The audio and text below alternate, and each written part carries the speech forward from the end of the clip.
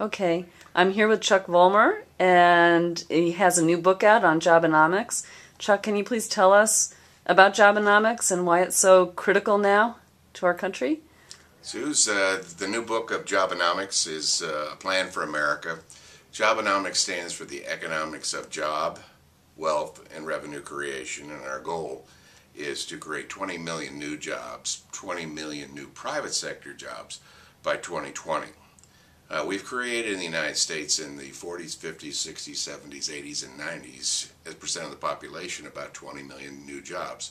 The last decade, the decades as odds, we lost 1 million jobs. So we think that the future of the United States is really dependent. The financial future is whether we grow or not grow. If we don't grow, if we have another negative loss of jobs, the economy could be in deep peril. So 20 million new jobs is our goal. That includes about 16 million jobs over the next decade for people entering the workforce, and about 4 million jobs of people that were laid off during the last recession and will need to be rehired to get the unemployment rate into a reasonable number. The way we're going to do this is we break the 20 million jobs into really 4 categories. Category 1 is small business, which we think will take about half of those 20 million, 10 million jobs. Large business, foreign-owned business coming to the United States, and emerging technologies. In the emerging technologies, it is largely on the energy technology revolution. In the post-World War II, the military technology revolution created tens of millions of new jobs. In the 90s, the information technology revolution created tens of millions of new jobs. The next large technology revolution is the ETR, the energy technology revolution, and the nation needs to be in the lead, and right now we're not. With other countries lead in different areas, but we need to take a comprehensive approach.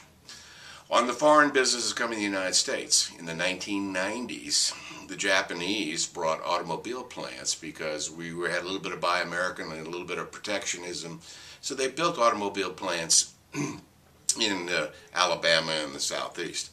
We believe, properly motivated, we can encourage foreign business to create new plants in the United States, about 3 million new jobs. On the large business, we break it into multinationals. It's unlikely that the big multinational corporations are going to bring jobs back, reshore jobs to the United States. However, we believe that we could send 2 million expats or expatriates from the U.S. to the international to help the emerging economies like China, India, Indonesia, Brazil grow their middle classes, which will help us in the marketplace. The fourth and the biggest area is a small business. Small businesses, there are 18,000 large businesses, there's 6 million small businesses, and there are 22 million self-employed businesses in the United States. So we want to look at self-employed and the small businesses as the engine of growth. We break small business into 4 categories. Our leading category is women-owned business. The next decade, the decade of the tens, is going to be the women's decade. I say that because a lot of the male-oriented jobs, like manufacturing and construction, are not likely to come back in the near term. However, things like healthcare, daycare, nursing, education, elder care will all be big growth areas for the future. Now, so women-owned business is one of the largest that we think. There are 10 million women-owned businesses in the United States, and 90% of those are self-employed. If we can just get those self-employed women-owned businesses to hire 1 people, we got 9 million jobs. The second category in the small business area is community-based business incubators.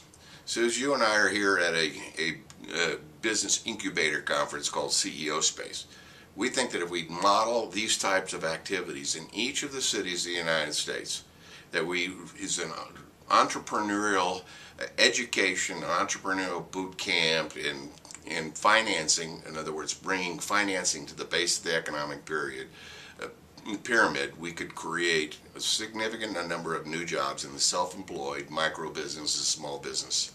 The third area is in direct care. Direct care is elder care, health care, and child care. There's probably going to be 2 million new jobs generated on there. I'd like to see each of the communities create a call center to be able to use part-time, volunteers, full-time, to be able to provide 24/7 services to these people in need.